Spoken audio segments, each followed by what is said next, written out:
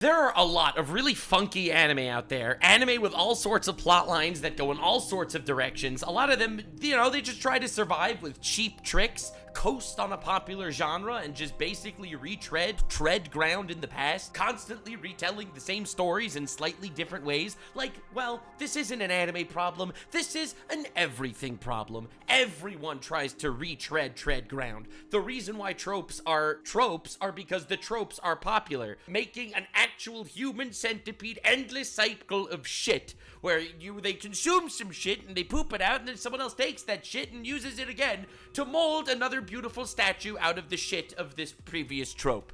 This analogy is getting complicated, but I wanted to tell you that there is an anime by the name of DanDaDan that I have recently completed, and it takes this entire concept of needing to fit into a certain box and absolutely destroys it, like straight up ass blasts the box. This is a story that tells an incredibly beautiful, poignant message while being absolutely all over the place, beautiful visually and auditorily, writing some of the most relatable and best characters I've seen in a very long time, with fascinating world building, incredible lore, and honestly, in my opinion, from my perspective, which is the purpose of this video, not only would I say that Momo and Okarun are two overpowered anime characters done right, but I would go as far as to say that the entire setting, the entire plot, and the entire purpose of DanDaDan is to tell one story.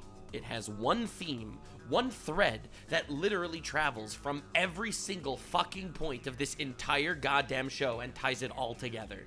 From the really cute love story of the main characters, to the side characters, to the grandma who, oh my god, defies every gender norm stereotype on the planet. Holy moly, she awakened things inside me that I never knew existed. Every alien, every demon. There is one common thread that ties everything together, and to get to that, which we will at about the 75% mark of this video, we are going to require some build up here. So we're not retreading too much tread ground, just like this anime that I have gotten to actually start really loving. But today, we're blast from the past old style Nux video. No one understands DanDaDan. 10,000 likes, I'll bring back the No One Understands series, and the next episode will be on Delicious and Dungeon. Definitely subscribe. The incredibly basic premise to this entire show is that you have an outspoken, extroverted, incredibly popular girl by the name of Momo. Everyone loves Momo. Momo's awesome. She's out there, she's rambunctious, she has billions of boyfriends, she's doing her thing. She has one little quirky bit to her. She believes in demons and evil spirits. And you got your main character,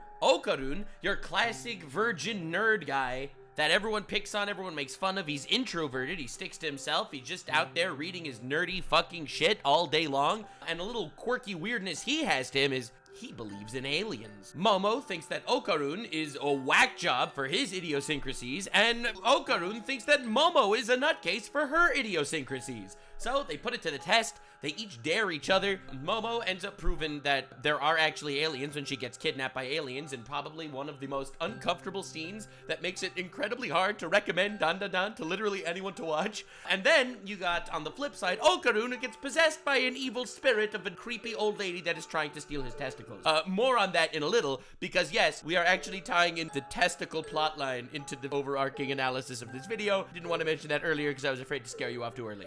Okay, now make believe you didn't hear any of that, and we move on. Eventually, Momo figures out that she actually does have latent psychic abilities. She's broken, busted, overpowered as fuck, wipes out a bunch of aliens doing that shit. Turns out when she believed in spirits because her grandma was allegedly a spirit medium, well, it turns out she was a spirit medium. She is the fucking Gojo Satoru of DanDaDan, except she can't leave her fucking house. On the flip side, Momo, who had his testicles stolen by an evil spirit, manages at some point to combine with this spirit, gain epic grandma powers, as they're called. We're not talking about grandmas for the entire video, okay? All right. Okay, that was a lie. We're going to be talking about grandmas for the entire video. And eventually, after overcoming certain obstacles, he is able to transform into this really badass anime transformation, overpowered done right, where he basically loses his entire nerd shtick persona. He becomes a lethargic bastard, and he is super fast, very powerful, and basically him and Momo working together, they tackle multiple intergalactic supernatural threats over the course of this entire show. That was the super abridged plotline, and we are going to be dissecting every morsel of that over the next couple of minutes. On this surface level, this absolutely looks like it's your classic go-to shonen battle anime. You know, you got your girl with her powers, you got your dude with his powers, they're fighting aliens, they love each other, guy gets girl, everything's happy. Basically, it sounds like your generic battle fantasy. The irony is, that can't be more wrong. When defining this plot, based on the aforementioned knowledge that you have of different tropes in anime and in other pieces of fiction, that's what you think this show is gonna be. It's not just bombastic and hilarious with a fantastic cast of characters, but to be honest, this is a romance psychological story, the coming of age of people, and a celebration of the years of puberty in high school where you truly grow up and start seeing the world through adult eyes instead of the eyes of a child. That's what this story is. All the battles, all the alien fights, that's backdrop compared to what the actual main plot is. These two people coming out of their shells that they existed based on past traumas for individual reasons, bonding together and joining forces to actually take on the world. It is a celebration of youth, a celebration of adulthood, and more than any of that, a celebration of the very awkward transitional years in between. Now, let's look at their powers just for a second, because I outlined them to you before, but from the perspective that this is a show celebrating your formative years, let's try to understand why their powers are what they are. Well, let's look at Momo. Momo is the extroverted character. She had tons of boyfriends, everyone loved her, she's super popular, she's cute, all the boys in school are freaking losing their minds over her, she has tons of friends, she could do whatever she wants. She therefore decides to crush her inside yearning for understanding more about spirituality and understanding more about the demons or the spirits that are roaming around the world. She decides to crush truth and herself in order to be molded externally to the people around her so she could be the popular girl. So she isn't looked at as the weird one. She's someone that always has a smile on the outside, but a big frown, a lonely frown on the inside. Now, if you look at Okarun, he is a polar opposite of everything that I just described. Internally, he is super comfortable with the idea that he believes in aliens. Internally, he is super comfortable with the fact that he is who he is and he believes in what he believes in. His issues are the externals. He cannot at all make friends because he's just so weird with all of his wild obsessions for different things. His flaws are all external as opposed to internal. So when they eventually become friends and bond over their new discovery of each other and of the different fantastic sci-fi fantasy elements of the world with each other, this is a relationship forged on literally being there for your friend in positions that they can't be there for themselves. Okarun gives her the position to actually start introspecting and helps her actually become more friendly and come to terms with her internal self. And on the contrary, she is willing to be an outward friend with Karun, despite the fact that she's the popular girl and he's just the nerd in high school, and he is actually able to make friends and start talking to other people, not just Momo, but other people in the school as well, helping broaden his social circle, and she can actually help him come to terms with his external self. Individually, each of them are broken in a different way, and together, not only do they make up for each other's flaws, but they enhance them as a unit, and as a combo, they're actually able to be there for each other. Now, look at how this represents itself in regards to their actual powers, because whoever put this show together is a fucking genius. Now, Momo's abilities are the psychic powers, spirit hands bullshit that she's able to pull out of her asshole and attack people with and shit. Now, this is a very cool power, telekinesis, whatever. It is a purely internal power, and she is someone who always was really good at the externals, but always completely floundered with the internals. So only after did she unite and combine and join forces with Okarun was she able to access her internal abilities. And on the contrary, Okarun, who always was cool internally, his flaws were external, he is a type of character that doesn't actually have these powers as an internal power system. He got these powers from the outside, from joining forces with Turbo Granny, the grandma demon spirit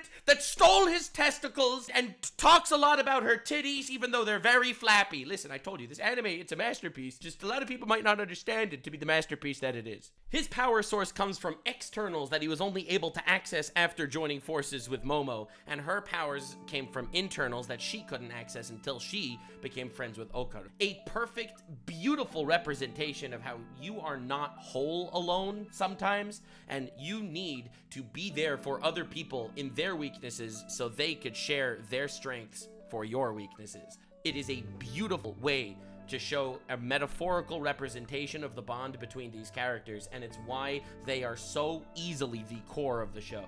Most battle shonen are about the battles. Most shows that you watch that involve aliens and demons and fighting and shit, it's always the fights in the forefront, the epic power-ups and battles in the forefront, and the little romance plot lines are kind of the behind-the-scenes shit that definitely helps the story progress, even though they are never really the major focus. In DanDaDan, it is the complete and polar opposite of that. It flips the formula on its head. The purpose of the fights are not for the fights to be the climax, but the emotional climax between these characters have always been the forefront of the actual story. There's a little trick that I have in regards to figuring out exactly what the writers are telling you when it comes to a different show. What is the writer himself focusing on when they are telling this story?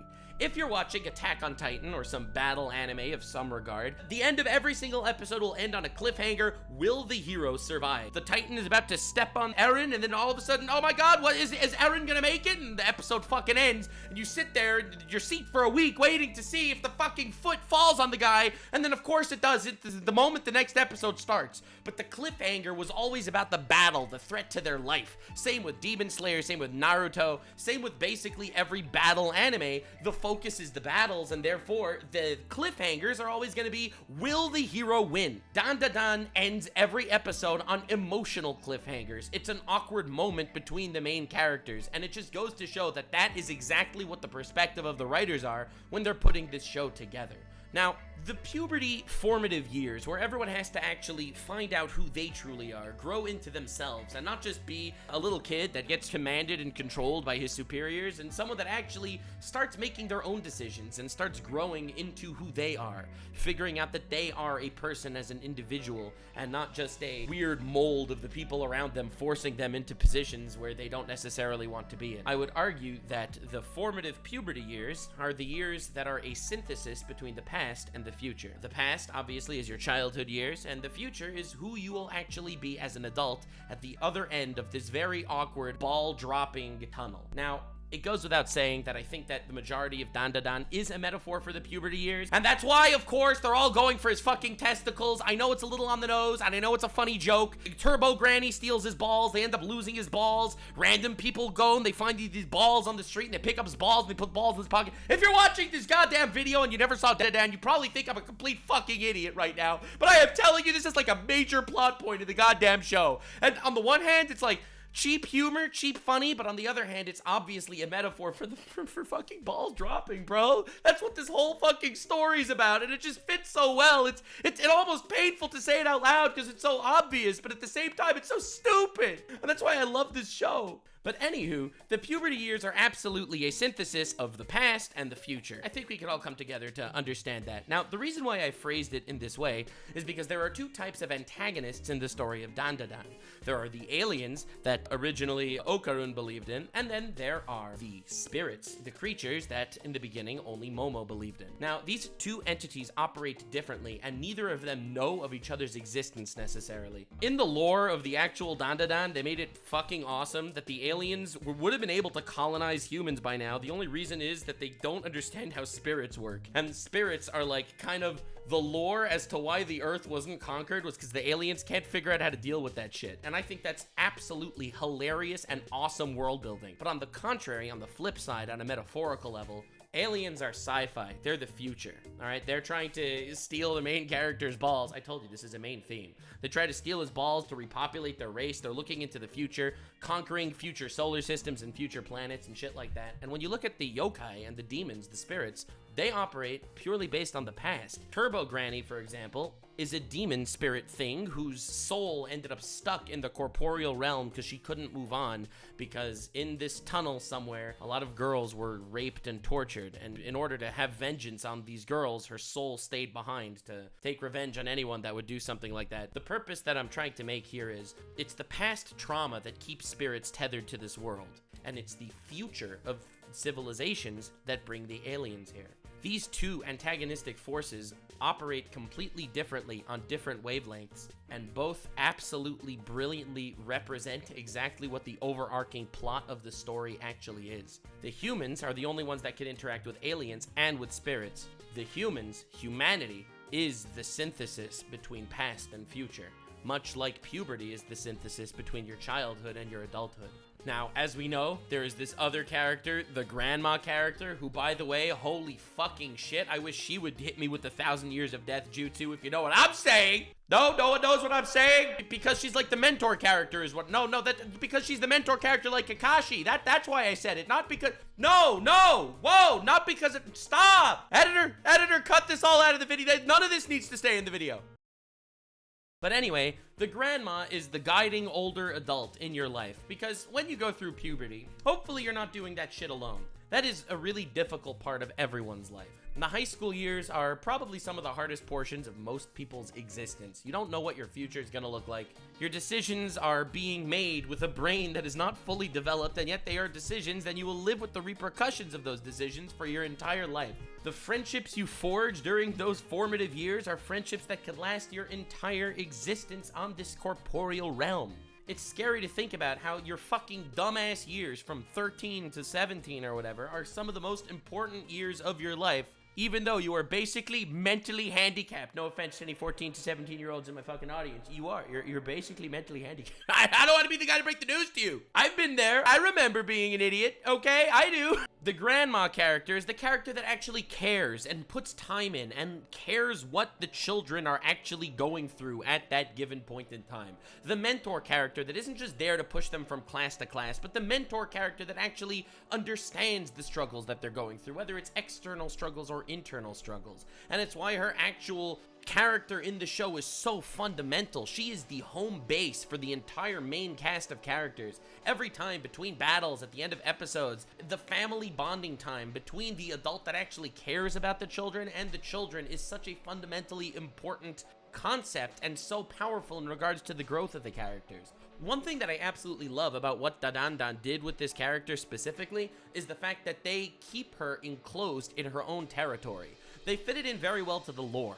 She is some sort of psychic power, she is a shaman of some degree, and she is given a specific pact with certain spirits in order to gain power, but she only has power within her own district. Now, within her own district, she's broken. She is the fucking Gojo of her district, alright? You ain't fucking with Granny in her district, alright? It's just not happening. She'll fucking stretch your asshole on a flagpole. However, outside of her district, she's virtually powerless, and therefore she can give guiding advice, but the actual battles need to be fought by our main characters. It's a really interesting way to make the overpowered character in the setting a great mentor, an overpowered character, absolutely breathtakingly strong, yet not always omnipresent, always there ready to pick up every flaw and every issue that ever shows up. I think the beginning of Jujutsu Kaisen, as an example, was an issue in certain regards because every single fight between the main characters and the villains virtually ended up just being a fight. All right, let's just hold off until Gojo shows up and he obliterates their fucking face. You can't do that shit in DanDaDan. No one is coming to save you. You have to pick up your own shit on your own time, and no one is going to fix your shit for you. It's an important lesson, and also, again, tying back into the same metaphor, it is a metaphor for growing up. It is a metaphor for building your own life. Using this as an example, your parents could get you tutors, they could sit and study with you for your exams, they could be there for you, they could give you all form of time that you would need to study. However, ultimately, you're going to need to put in the work, you are going to need to take the exam, and you are going to need to pass that exam on your own. And it's like that for everything in life. Ultimately, your parents cannot spoon feed you, or else you will become a demented troll on the internet that doesn't actually care about anything and it kind of has a shitty existence. You can't be spoon fed your whole life. You have to build that shit for yourself, and that's what this show is. Your true battles, your true war is a war that you need to fight on your own, with the friends that you have made, with the people that are willing to put their life on the line to fight beside you. And that is the story that DanDaDan is telling you. You can't rely on Granny outside of her territory. Yes, you have an adult that cares about you, that is willing to put their love and effort and time into molding you and advising you, and their house will always be a safe haven for you. But ultimately, your real battle, that shit's on the outside and no one is coming to save you. DanDaDan is a celebration of the formative puberty years of a high school aged student. It is the bonds and the friendships that are forged between people and kids growing up and trying to become comfortable with themselves. An introvert trying to become extroverted to some degree, and an extrovert trying to be comfortable with her internal self. It is a fantastic story, a wonderful representation of everything that I've just described. And it's so cool talking about DanDaDan from an outward perspective, you know, like with all the cool battles, all the amazing animation, the glorious fight scenes, the fantastic music, all the funny moments, because it's freaking hilarious, the comedy bits, the relationships. Episode 7, which I didn't want to talk about because I didn't want to spoil, but it's an absolute masterpiece. Episode 7 is straight up one of the greatest episodes in all of anime, and I'm not even hyperbolizing it, but this story, in a nutshell, is so beautiful. All the battles fought, all the relationship drama. It is a celebration of youth and a celebration of children becoming adults. It is a celebration of life.